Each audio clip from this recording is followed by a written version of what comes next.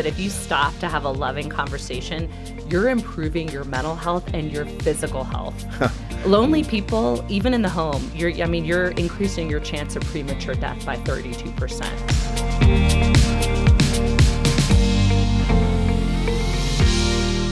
Ashley and Heather, welcome back. So good to have you again. We're excited to be here. Thanks so much for having us. You know, it's always good. People really lean into this discussion on communication. Yes. So you're really hitting something that's very important to people. People are expressing a need, and that's why so many people respond. And let me start with you, Heather. You're a professor at Penn State. You're working with young people. We're talking today about parenting. So you're getting the immediate byproduct of us parents. Right. And they're coming into Penn Right. State, and that's your view.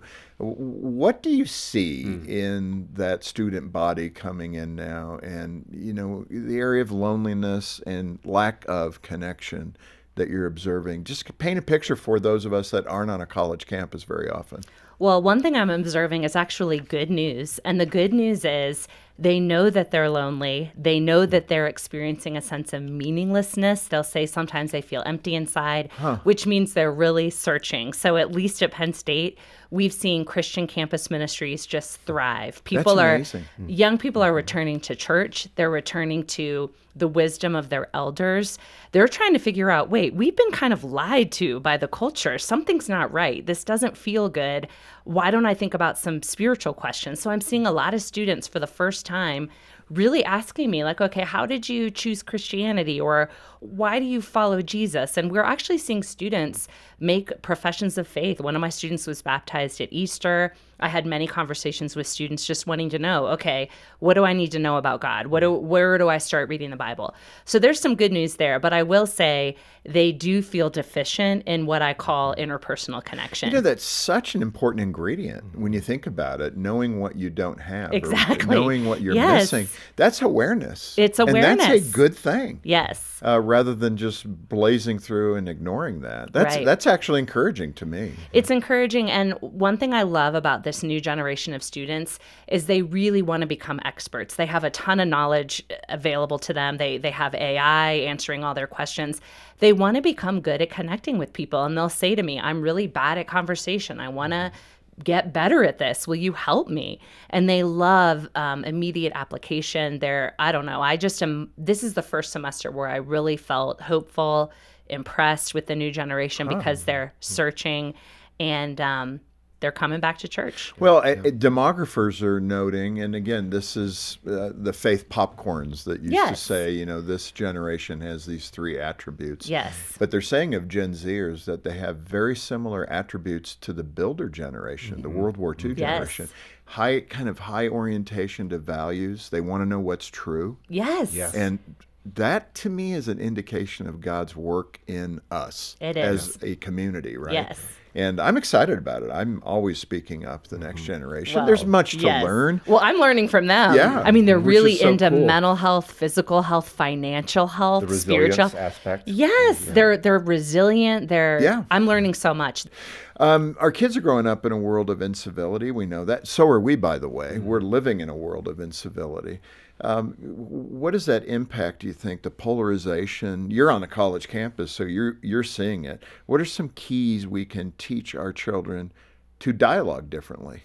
Well, the one thing we're teaching our daughters and what we teach young people is just those principles of the 4 mindsets of a loving connection, that your job isn't to win arguments with people. Your job is to be curious, believe the best about them, express concern, and share your life and just get to know the story behind people, and that you can really form warm connections anywhere you go. That's hard for them because a lot of the research I did with Ash when I was writing the 6 Conversations had to do with young people are often addicted to drama and controversy. So they kind of feel most alive when they're in an argument or outraged, this kind of culture of outrage. That's kind of changing. We've really been speaking into that, saying, your job is not to walk into a setting and express outrage, and nobody cares that you're offended anymore. That's an old story. That's an old story. We've all become immune. So I tell my students, outrage and being offended is not persuasive anymore. And they love it because they're tired of it too. Yeah. So we tell our daughters, just go into any setting and try to find the wisdom there from people, learn from them. And that's really helped their interactions. They're adults now, but we have a lot of young neighbors on our street, and we love just engaging them and using the principles of the 6 conversations to connect with young people. It's been a wonderful journey for us to do that. Yeah, just to punch that, and you're so good blending the scripture in that really calls, like Romans 2:4, don't you know it's God's kindness that leads one to repentance. I've often said it at places I speak, has anybody got the testimony in here that the Christians treated you so poorly, they were so hate-filled toward you, that you decided to become one of them? Oh, gosh. I mean, it's just not, nobody has put their hand up, ever. No, It's always, they acted Kindness. differently, and it's really your book, in that you're teaching people how to have conversations that open hearts. Right.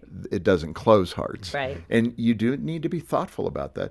Let me just refer to scripture. I love this in 2 Timothy. I quote it often, but I'd love both of your responses to this, and I know you'll connect with it, where it says, have nothing to do with foolish, ignorant controversies. Man, it's like our human flesh goes right there, right? Cable news. But it goes on to say, you know that they breed quarrels, and the Lord's servant must not be quarrelsome, but kind to everyone, able to teach, patiently enduring evil, correcting his opponents with gentleness. Bam. And then here's the payback. God may perhaps grant them repentance leading to a knowledge of the truth, and they may come to their senses and escape from the snare of the devil after being captured by him to do his will. And that's like our job. Job performance right there. It's how to do that. But just connect with that scripture in terms of, the attitude of the heart. Yeah.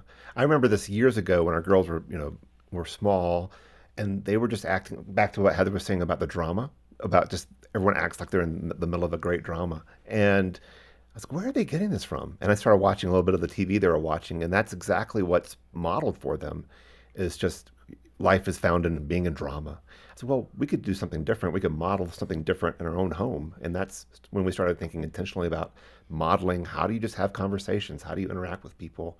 And that started making a difference for our girls. And I think it goes back to what you're saying from the scriptures of there's another way to live. There's a way that Christ pointed out for us to live. But if they're only getting modeling from what they're watching on TV and not from what they're seeing in the home, should we expect a different outcome? Mm-hmm. True. Let's fold that in again under the parenting banner here with the positive regard, which really comes out of psychology, but don't be afraid, everybody. This is very biblical. Mm-hmm. Define what positive regard is, and then application. Yeah, it really means to believe the best. It means to give the benefit of the doubt. It means to your heart to be positively disposed towards a person. Like, I'm going to find what's really good about you. And I'm going to believe there's things there. And it's not whitewashing or overlooking things that are there, but it's really choosing at the heart level to believe what's best. Heather, that can be hard. Yes. Boy, and especially on a college campus, here at Focus on the Family, at least there's people that really disagree with us about the definition of marriage, the definition of human sexuality. Right. And these are conversations you're going to have as a parent with your teens, your young adults, about where things are at from a biblical perspective. Mm-hmm. How do we show that compassion and truth and grace all at the same time in these conversations? I mean, well, we really believe in, upholding the scriptures and teaching our kids what we believe, but also we have a lot of different kinds of people that are always in our home. They have a wide variety of friends.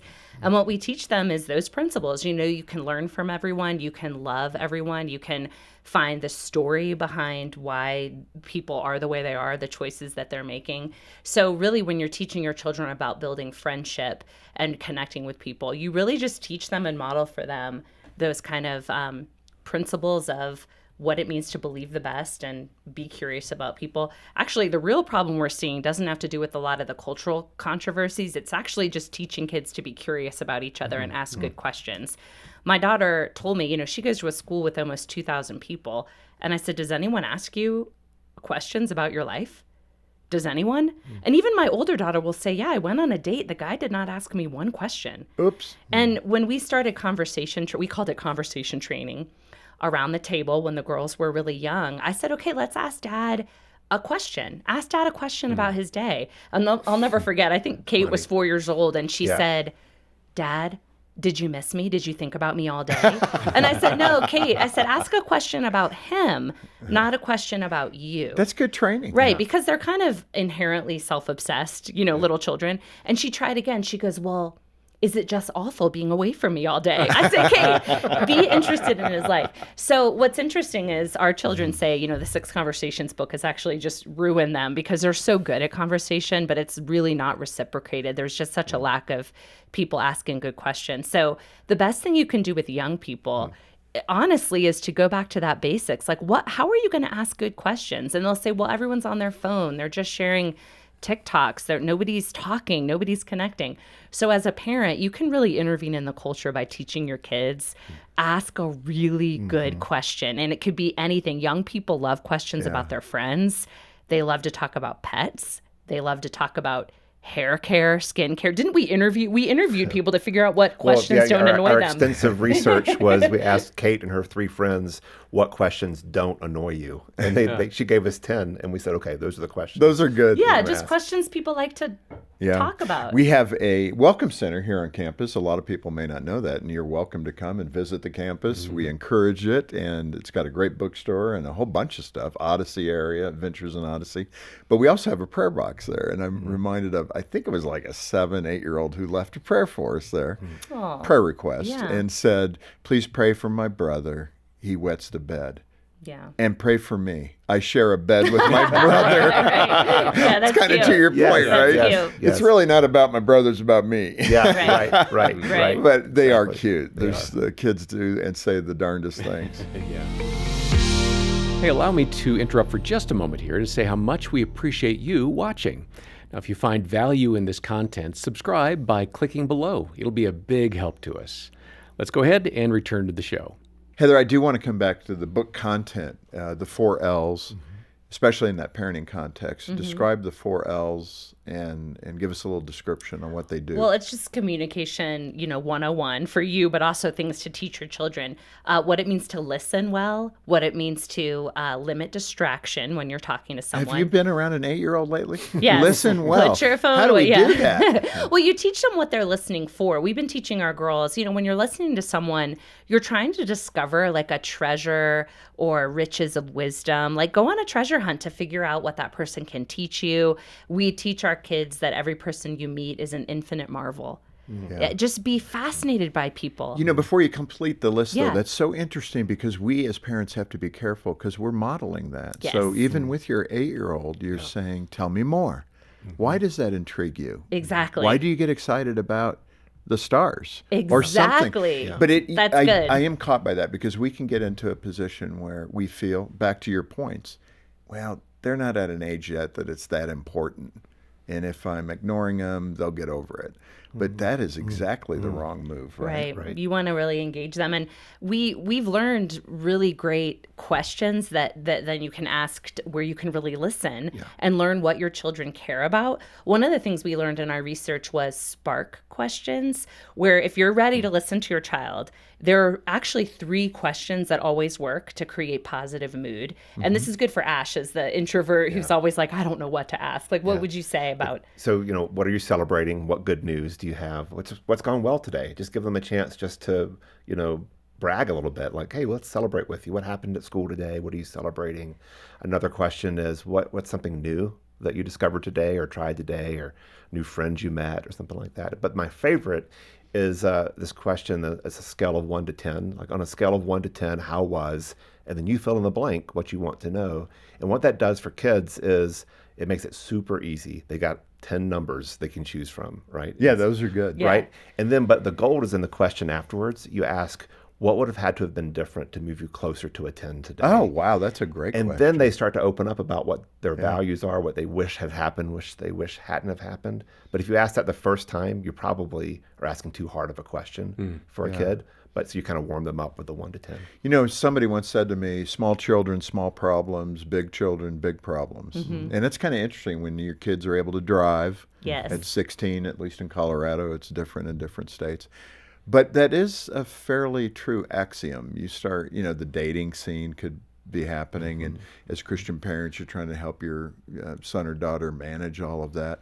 Speak to that age appropriateness of the questions you ask. You know, you're going to ask an 8-year-old different questions Right. than you're going to ask a 15, 16-year-old. Well, what's amazing to me is how some of the books I write for Christian women about jealousy or about not feeling like you have a seat at the table, a lot of those questions actually start in the mind of an 8 to 9-year-old, where they start to feel like, I don't have a seat at the popular table in the lunchroom, or I'm jealous of my friend's parents who have more money. So when you ask questions, it's okay to go into what I consider to be really adult, deep spiritual truths, but you can teach even an 8-year-old things you're learning about how you are already seated at the greatest table with Jesus from Ephesians 2. So I asked the little 8-year-old next door, I said, okay, tell me how lunch was today. Are you a packer or a buyer? She will come to the swing outside my house every day to just tell me what she brought for lunch. And then she loves talking about her dog. She loves talking about music she's listening to. But sometimes she'll say things like, yeah, it's really hard. Sometimes I don't know where to sit in the lunchroom. And I'm listening to look for these signs of where I can allow Jesus to enter in. And if someone's expressing like, yeah, I'm nervous, I don't know where to sit in the lunchroom, that's a great opportunity to talk about Ephesians 2 and how you've been raised with Christ and seated at the best table with Jesus. I love speaking to that's young great, children yeah. about Ephesians, and I write for middle grade audiences little books to help little girls know they're seated with Christ.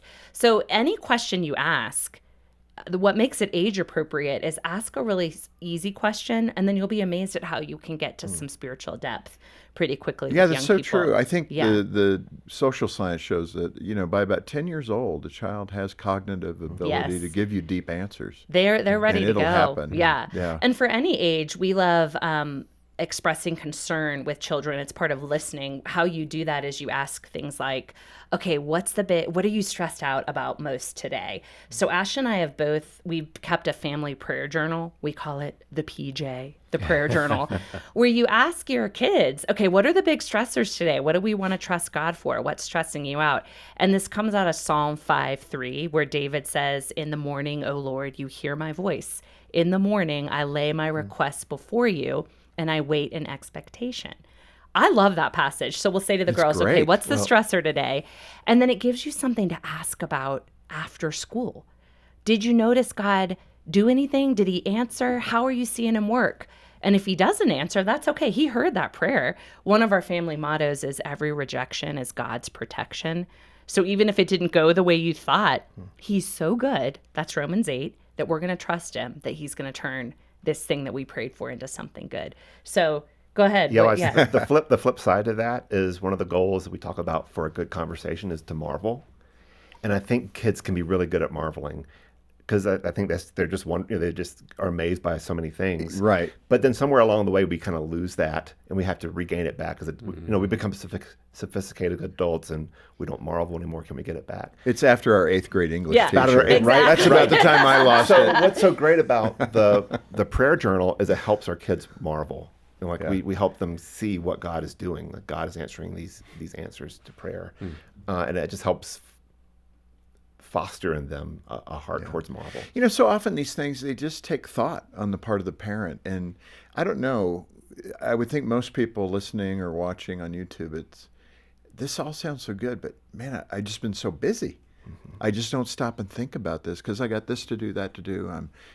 Even if you're working from home or in the home, there's a lot going on that you got to get done.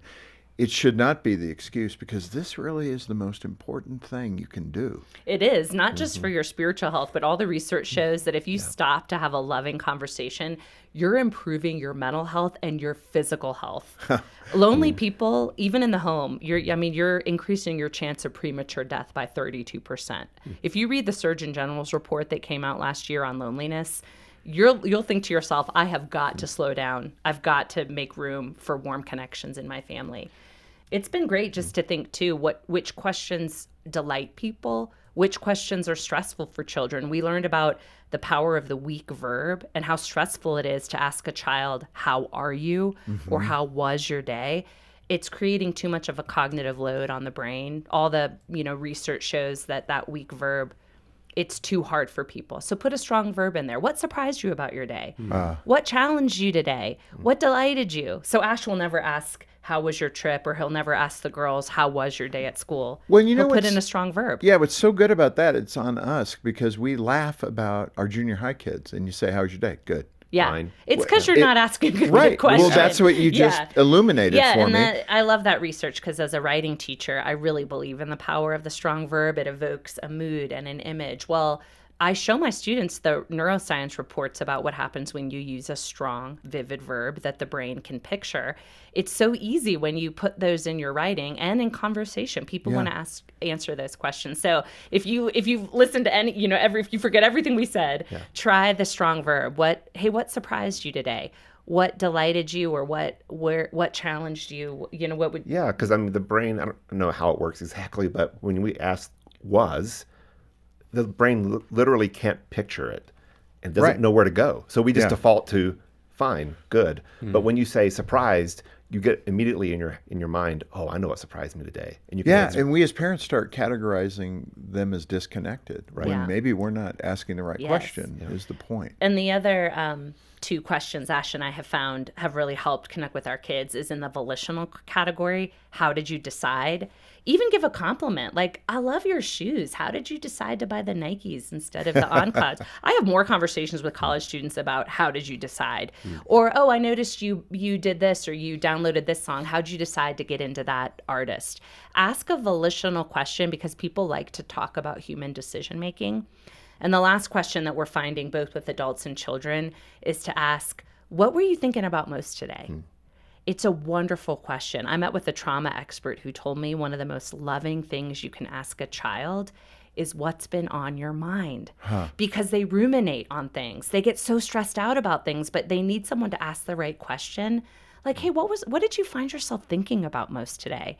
And when a child unburdens that to you, you're really going to find out what their stressors are. And it's one of those 4 L's. You're going to listen. And then you're going to be able to offer an encouraging word, help them, they're not alone, or lead to a state of marveling, which goes back to the prayer Well, journal. and what you're describing, at least the way I'm hearing that, is connection. Yeah, it's you're forming that warm so if connection. you're doing that at 7, 8, 9, 10, you'll have that connection at 12, 13, 14. Yes. I think. Yes. They'll be willing to come and talk with you. Hopefully you don't react to something they might say that's a little heavy or a little adultish or whatever it might be, right? You got to manage your reactions. One thing you can say too, if you feel overwhelmed, a really powerful statement to make that empowers your child, instead of solving their problem, you say, that sounds really hard. How did you handle that? Or how will you handle it? Because even young children, like think middle school, they will feel empowered. They will feel like, oh, I have choices here. So you're not solving your children's problems. You're asking them, how do you think you'll handle that? What do you need? So you're helping them You're think helping them through. think it through. Yeah, that's So good. that's good, and it helps create good boundaries in families. Like Ash isn't going to solve all my problems every day. I'm not, it's just a good way to set up a good communication. No, I climate like in the that. home. That's really good input. Our kids are digital natives. You're seeing that again at Penn State as a professor. What's your rule in the classroom when it comes to phones? Yeah. I've learned to not make the phone the enemy and actually use it as a point of warm connection, which may be great advice for parents listening. Instead of being terrified of it, I'll say, okay, what games do I need to download on my phone? What are the trending games right now? Like I make use of it, or I'll say, what video are you guys sharing and watching over and over again? So just make the phone a topic of conversation for warm connection. Yeah. Instead of always talking about like, get off your phone, whatever. I could say, okay, what's the last picture you took? Let's what's share. your top Yeah. favorite photos? What about Yeah. in that area of connection with the phone? Because I've seen that a bit even with my own 2 sons. I think one of them said the other day, I was trying to call one of them, and the other one said, I think if you text him, he'll answer faster. Yeah, they love to So text. texting is just part of that digital native experience. They'd rather text with you than talk with you. Because talking, that could take 5 minutes. A text is going to take 30 seconds. There's a bit of efficiency in there, which I know you appreciate. Well, Ash, you were just telling me about Christ being embodied, like he came. There's something about being present with people. Yeah. It's just that the whole AI move, and the whole we're meant to be physical. We're meant to be real with people and just we're embodied people. Yeah. Let's How not lose do that. we help our children slow down to understand that? I mean, I love dinner time. Gene did a great job with dinner table. I was just thinking about that. Everybody Dinner, came, where are the yeah. natural places that you're already with one another that you can just take advantage of for conversations, so you don't have to think, man, my life is busy. How am I going to create spaces for this? Well, maybe they're already there. Let's just take advantage of it. So dinner times, road trips, things like that. Could we be a little bit more intentional about how to use, those moments and those times? Yeah. And you can also teach your children about what's called the dopamine detox. It's actually really bad. The evidence is indisputable at this point about how bad the phones are for you, what it's doing to your brain. So the dopamine detox is, okay, let's leave the phone. We're going to go on a walk, and we're going to reset your dopamine levels. Doesn't have to be a week. Let's just try an hour. Yeah. Let's set the phone down. And I do that for myself. I don't know if you guys feel this way, but if you've been on your computer all day long or you've been on social media, you can feel it. Your brain, it's too much. You got to put the phone down, go on a walk. The being in nature, the research about being in nature is so wonderful about even just taking a walk. And you guys have it, you're out here in Colorado Springs. Oh, yeah. Yeah, but just Probably go take it out for in granted. nature. Even 10 minutes in nature is enough to begin to lower cortisol levels. It affects inflammation. Just get kids out in nature whenever you can. And the dopamine detox is something college professors do all the time with their students. Like, we're going to take a break. Some professors even say, let's try this out for this semester and let's reflect on what it was like for you to detach from social media. A lot of them delete those apps because they're really bad for you. Yeah. They really are. There's not a lot of evidence that supports that this is doing good for you. Let me bend this for a minute into Paul on Mars Hill, because again, we Christians, especially if we're in it every day and we're trying to live it well, we get kind of, anxious about the world. But they're tapping into God's creation and how he created us as human beings. What's beautiful about that is how to use that, like Paul on Mars Hill. You are worshiping this thing you call the unknown God. I'm here to tell you about the unknown God. I'm sure on college campuses in your ministry, you can manage to talk to the students in this way. What really makes you flourish? Yeah, you've had lots of opportunities. It's law school You at have- Penn State. you have too, and yeah. Where some public schools have asked us for this book, and we're like, you realize that does say Jesus in there. Like, that's okay, we'll figure that out. Because they see the the content. honors college, They just see the content being really fun to, true. Yeah. And something that's really wanted and that really helps. I think it's important because, especially for those of us that have teenagers in the home, you want that preparation to be able to go onto a college campus, knowing your identity, knowing who you are in Christ, and then being able to have that presence amongst your peers that, hey, there's answers to these questions. And, you see that every day. I do. And I mean, we live in a neighborhood with a lot of professors, and Ash really has more opportunities than I do as he's engaged with professors who come from wildly different social and political viewpoints, just using the principles of the 6 conversations. And Well, I'm even thinking of a different guy, even was an 85-year-old man who I got to be friends with. And he's lived an incredibly successful life. And that's what he wanted to talk about. He was not a believer. I was in ministry. And he goes, this is what I want to know. He goes, my life has turned out so well, especially given so many others' lives haven't turned out so well. How do I make sense of that? And he was basically asking, I've lived a great life, but I don't know who to thank for it. Wow. And I said, I can introduce you to him. And that led to actually a 3 or 4 year long process of him meeting Jesus. And he did. And At 89? At 89. Wow. And then I got to disciple him for the next year or so. He's passed away actually just a few weeks ago. And but it was such a treasure because he was so hungry for Jesus. He had this ache that he did not know where it came from. He just needed someone to connect the dots for him. Well, that's an honest soul, though. Yeah, At the it end, was. to recognize Yeah. that. Who do I thank for my great life? Yeah. But I hope everybody says, God, are you there? I think I need to thank you. Heather and Ashley, this has been so good. There's application here. Again, parenting is the context in which we talked about this today. But this fits for marriage, your friends, everybody. So thank you for the hard work of putting the book together. I know you give Ash so much credit for working these things through together. Yes. But it's beautiful. The 6 conversations, pathways to connecting in an age of isolation and incivility. And we'd love to connect you with this content. Make a gift. Be part of the ministry here at Focus. And when you give, that accrues to your benefit. My commitment is to make sure Focus operates effectively and efficiently, and you can do ministry through it. So be part of it. Make a gift. If you can do it monthly, great. A one-time gift is fine, and we'll send you a copy of Heather's book as our way of saying thank you for being part of the ministry. Yeah, get a copy of the book and find all the great parenting resources we have for you. The link is in the description below, or call 800, the letter A, and the word family. Heather and Ashley, thank you so much for being with us. Thank you so much for having us. It's Yeah, been this great has being been here. great. Yeah. And thanks for joining us today for Focus on the Family with Jim Daly. I'm John Fuller, inviting you back next time as we once again help you and your family thrive in Christ.